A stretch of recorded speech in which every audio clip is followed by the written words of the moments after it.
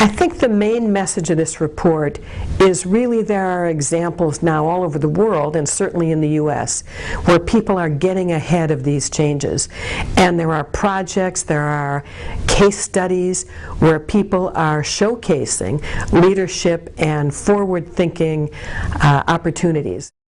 Last year we produced a report that really looked at what's next, the future of the real estate industry, and we were looking at some of these big drivers that are changing what's happening in the economy, in our world, and particularly in the real estate world. And we looked at changes in demographics, we looked at where jobs are coming from, where they're going these days, in a sense how much we are changing our labor force, the move to educational and medical institutions as economic drivers, what's happening in the housing sector, and certainly what's happening in the financial and capital markets sector. So last year we produced a report really looking at major drivers. This year we're producing a report called What's Next? Getting Ahead of Change. And now that we've seen some of these drivers, we're really looking at how leaders within the real estate industry are responding to these forces and getting ahead of change. Anyone who's in the industry and looks at the business cycles knows that if you are early in the business cycle, you have an opportunity to lead and to make good profits. If you are the last one in, you're often late to the party, and often your opportunities to make good profit, to lead, to make change are much harder if you're late in the cycle.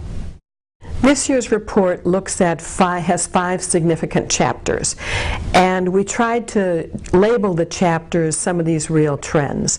The first chapter is on scale up or down, and the idea behind that chapter is that companies are getting bigger, they're becoming global, they're becoming international, they're expanding lines of business, or they are becoming smaller, and they're becoming real niche players where they become so expert in a market, in a product type, that they become small but absolutely the best in the field.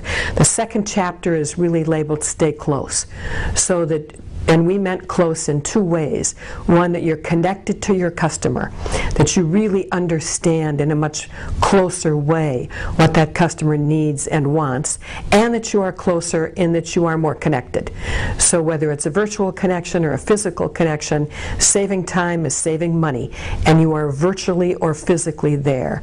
The third chapter we looked at was Makeover. And it really relates to making over creatively cities, companies, projects, and using what we have in creative, useful ways. And a lot of that action is now moving into the first and second ring suburbs, into redoing places within cities, etc. Not so much development way out on the edge. The fourth area we looked at is jump ahead. And by that we really mean plan ahead. Many believe that by 2014, 2015, we're likely to actually be in quite a good economy and a much more calm set of financial markets. Are we ready for it? Can you jump ahead and have that vision and that leadership to make your company successful in good times, not just bad? And the last section is really on the capital markets, and we called it Keep Watch. There's so much else to pay attention to these days in the global marketplace, in the political arena, in the financial arena, that you just need to keep your eye on a lot more balls these days.